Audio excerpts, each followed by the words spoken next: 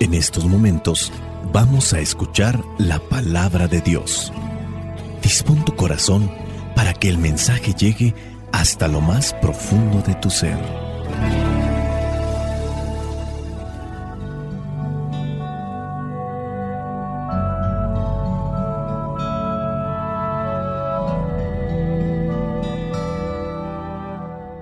El evangelio que la iglesia nos presenta para el día de hoy corresponde a Marcos, capítulo 3, versículos del 22 al 30.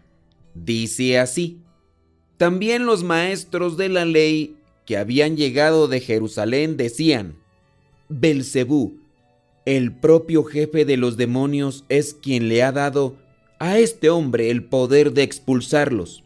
Jesús los llamó y les puso un ejemplo, diciendo: ¿Cómo puede Satanás expulsar al propio Satanás?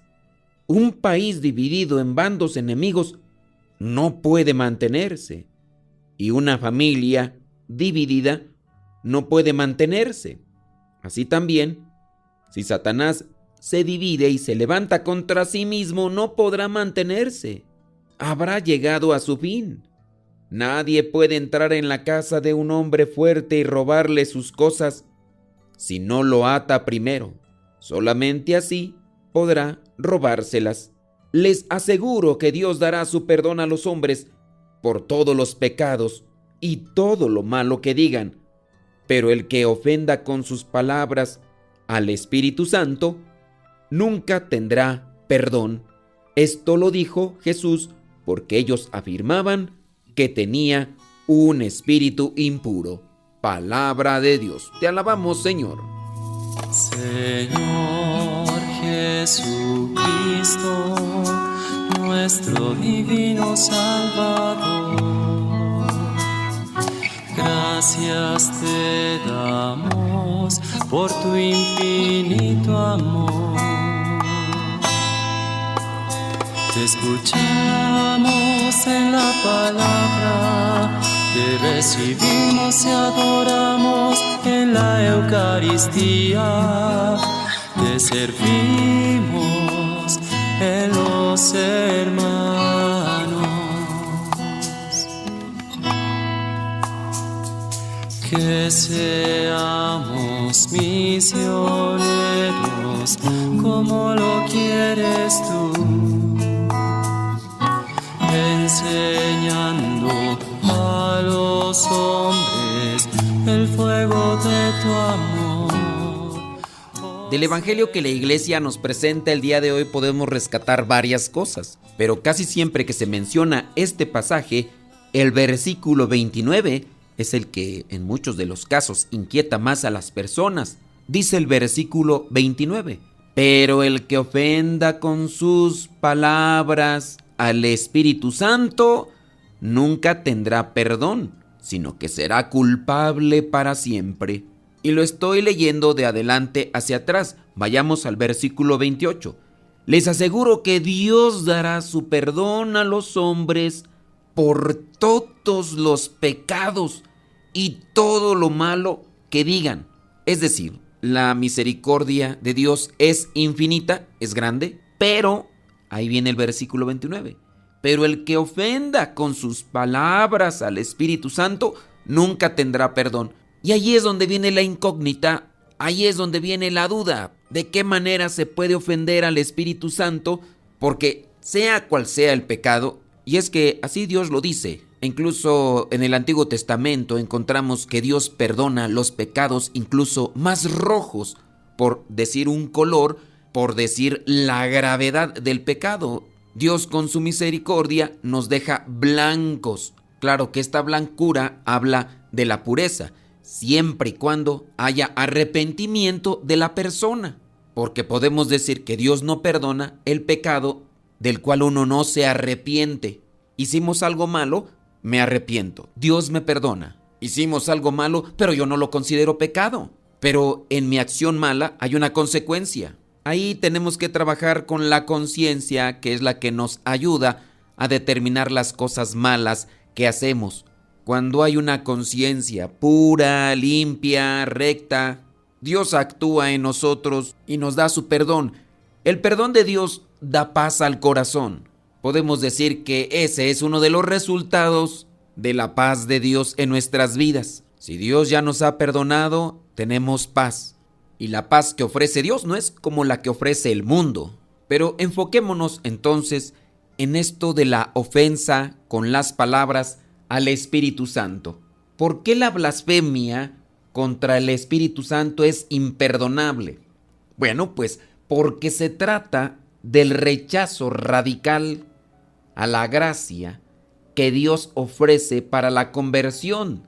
La blasfemia contra el Espíritu Santo, porque eso es ofender al Espíritu Santo, es catalogado como una blasfemia. La blasfemia, pues, es presumir el derecho de perseverar en el mal. Esta blasfemia es un rechazo a el perdón, a la redención que Cristo ofrece. La blasfemia contra el Espíritu Santo es la obstinación contra Dios que se lleva hasta el final. Es decir, hay un rechazo al amor, a la gracia, a la misericordia de Dios. Es negarse así, de forma deliberada, a recibir la misericordia divina. El pecado contra el Espíritu Santo consiste pues en la negación de parte de la persona, negación aceptar la salvación, negación aceptar el perdón que es dado por Dios. Cuando el corazón de una persona así se pone en modo necio, en modo terco, en modo, como dicen allá en mi rancho, en modo mula, de no querer aceptar a Dios o de rechazar la obra de Dios en nuestras vidas de tal manera que no acepta, así de forma personal, radical, no acepta que necesita arrepentirse de sus pecados y se resiste a esa gracia que Dios nos ofrece. Cuando la persona se resiste, entonces ahí está cometiendo el pecado contra el Espíritu Santo. Digamos que nosotros ya le hemos hablado a una persona de arrepentirse de las cosas malas que son evidentes, que son tangibles, que están ahí y que uno puede decir, mira, tú hiciste mal, tú dijiste esto y es equivocado. A lo largo de tu vida te has equivocado en esto y en esto y en esto. Tienes que arrepentirte, reconocer que hiciste mal. Y en este caso la persona con un orgullo malo dice, yo no me arrepiento, yo no pido perdón. ¿Y por qué tengo que pedir perdón? ¿Por qué no reconoces que te equivocaste para que Dios te conceda su gracia y así también te pueda salvar? Mira que si te arrepientes y pides perdón, incluso en esta vida vas a poder gozar de esa paz que Dios te concede.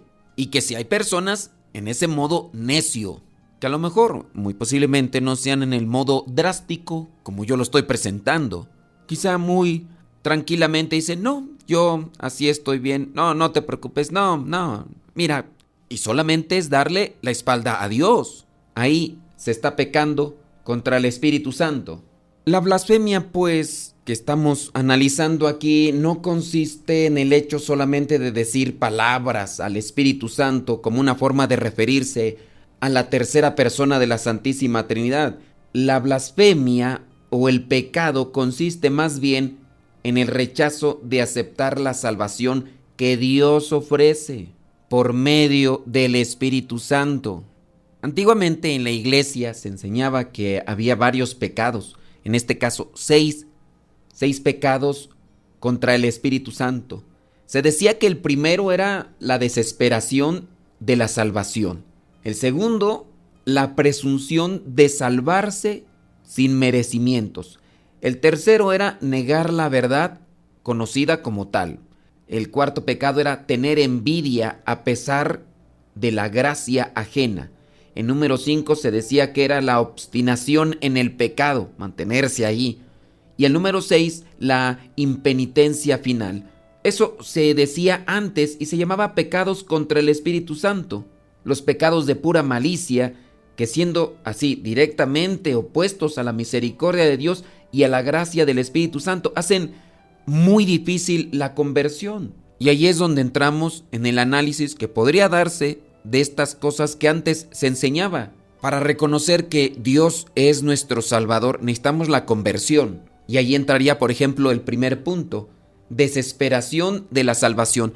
Debemos nosotros tener cuidado porque en algunos momentos hemos cometido pecados graves y uno se ha arrepentido, uno ha pedido perdón, pero también llega ese sentimiento de culpabilidad porque pensamos que Dios no nos ha perdonado, nos sentimos indignos, nos sentimos todavía sucios y dentro de estas cosas entonces pareciera ser que uno no cree todavía en la misericordia y en la gracia eficiente de Dios cuando uno se arrepiente y pide perdón. Y de estos casos pareciera ser que en la vida que tengo como misionero no terminan. Desde hace muchísimos años que yo los escuchaba y en la actualidad todavía me sigo encontrando con personas que me escriben, que cuando platico con ellos en persona o incluso que hasta llamadas por teléfono o mensajes de audio me mandan con esa misma temática. Desesperación de la salvación, porque a pesar de haberse confesado, haber aceptado su error y haber pedido perdón y haber recibido la gracia de Dios como perdón a esas faltas, todavía después de muchos años siguen y siguen considerándose indignos.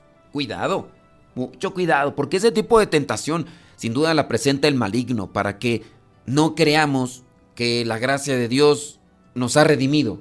Evidentemente este pecado contra el Espíritu Santo no se llega de repente, sino después de haberse acostumbrado al pecado. Por eso tan conveniente y tan recomendada una consideración de nuestros pecados frecuente, pero también una confesión de los mismos. La malicia de este pecado contra el Espíritu Santo, recuerden que implica muchos otros pecados que van llegando a la vida de cada persona hasta llegar a rechazar la conversión.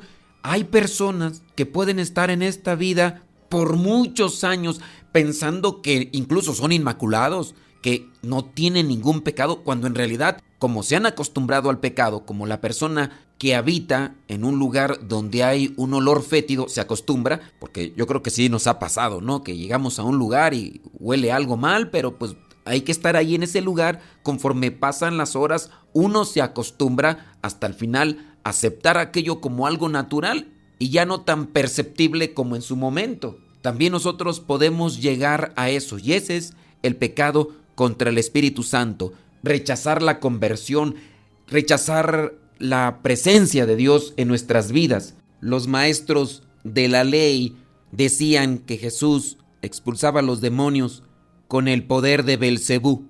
No reconocen la fuerza del Espíritu Santo. Nadie más puede hacer las cosas que hace Jesús.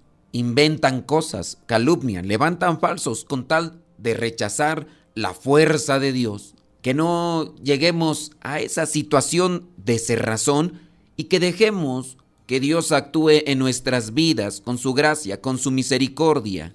Por eso hay que abrir nuestro corazón con humildad a Dios para tener más fe, porque la fe es un don de Dios. Y tengamos cuidado con nuestros pensamientos, con nuestras ideas, no sea que nos acostumbremos al pecado y le demos la espalda a la conversión y al mismo tiempo le demos la espalda a la misericordia que Dios nos ofrece en el Espíritu Santo. Espíritu Santo, fuente de luz, ilumínanos. Espíritu Santo, fuente de luz, llénanos de tu amor. La bendición de Dios Todopoderoso, Padre, Hijo y Espíritu Santo, descienda sobre cada uno de ustedes y les acompañe siempre. Soy el Padre Modesto Lule de los misioneros, servidores de la palabra. Vayamos a vivir el Evangelio. Lámpara es tu palabra para mis pasos, luz en mi sendero. Lámpara es tu palabra para mis pasos, luz en mi sendero. Luz, tu palabra es la luz. Luz, tu palabra es la luz. Tus justos mandamientos.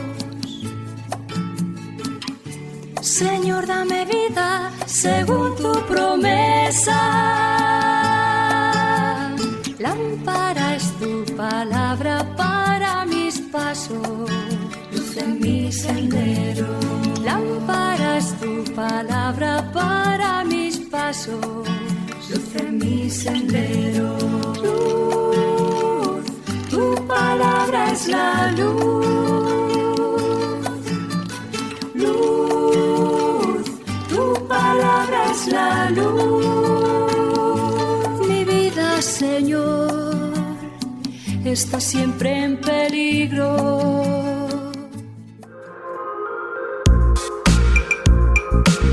Si quieres escuchar en Spotify, en iTunes y en YouTube este evangelio y en otras plataformas de podcast, búscanos con este nombre: Evangelio Meditado y Explicado. Evangelio Meditado y Explicado.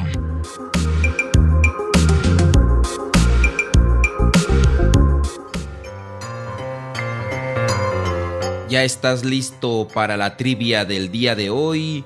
Pues vamos con ella. La pregunta del día de hoy es la siguiente: ¿cómo se llamaba la mamá de Moisés, el libertador del pueblo de Israel? ¿Cómo se llamaba la mamá de Moisés, el libertador de Israel? ¿Se llamaba Jocabed, se llamaba Séfora o se llamaba Eliseba? ¿Cómo se llamaba la mamá de Moisés? ¿Se llamaba Jocabed, se llamaba Séfora o se llamaba Eliseba?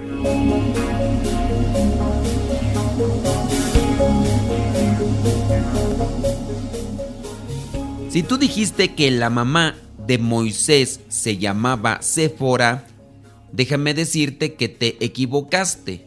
Si tú dijiste que se llamaba Eliseba, también te equivocaste. La mamá de Moisés se llamaba Jocabed.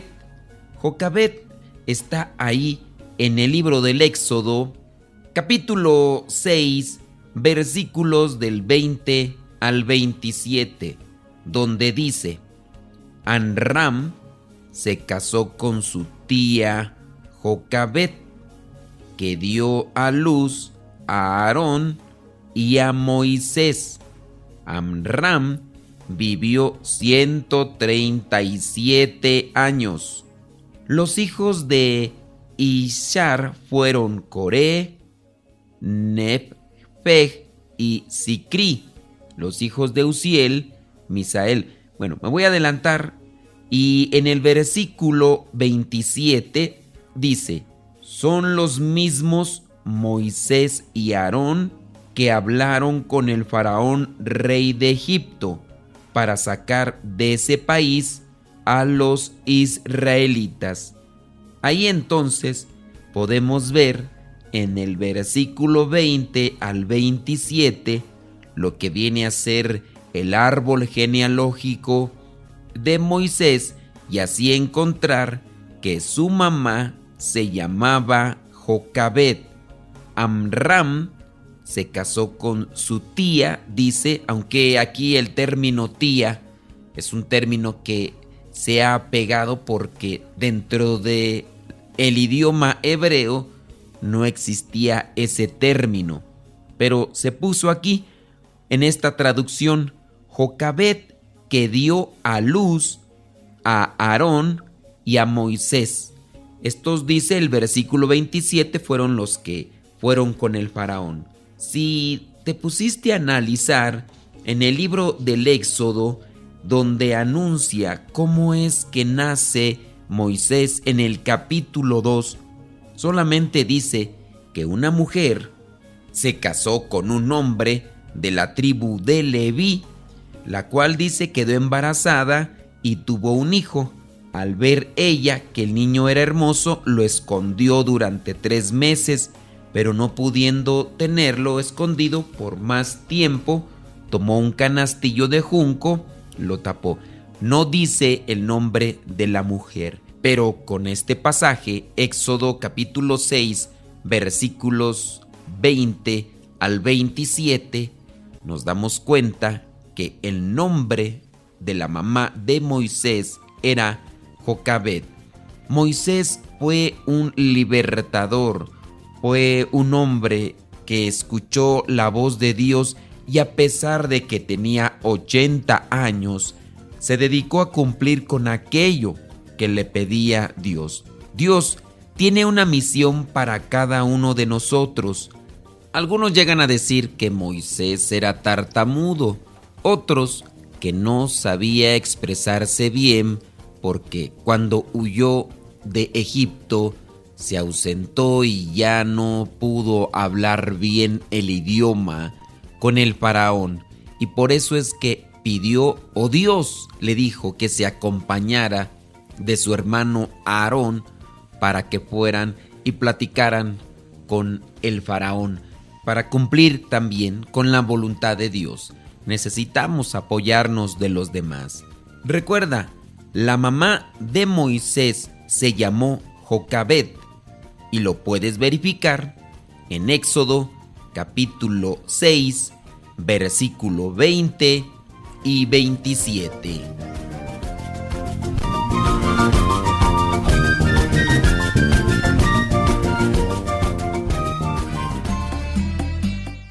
Síguenos en las redes sociales. Búscanos por nuestro nombre, Modesto Lule. Te invitamos a seguirnos en Facebook, en Instagram, en TikTok, en YouTube y también en X, antes Twitter, y también en Telegram, donde publicamos muchas cosas que te pueden servir o te pueden ayudar para conocer más de las cosas de Dios. Búscanos por nuestro nombre, Modesto Lule, en todas esas redes sociales que ya te hemos mencionado. Y llegó el momento que conocí a Cristo en un retiro.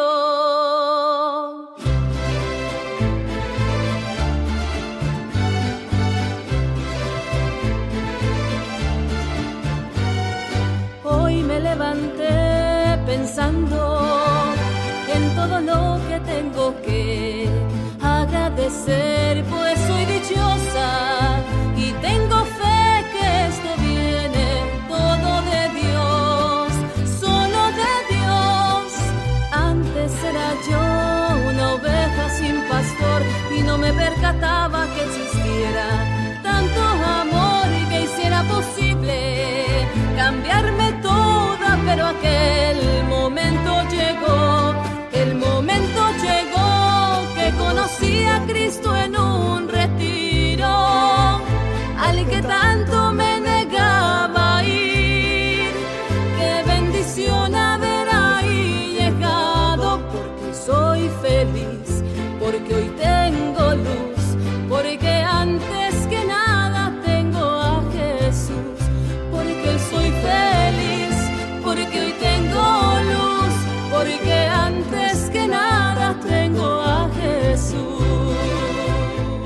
Este canto se llama En un retiro. Lo interpreta Elizabeth Elizarrarás. Te lo digo, amigo, amiga, si tu corazón está vacío,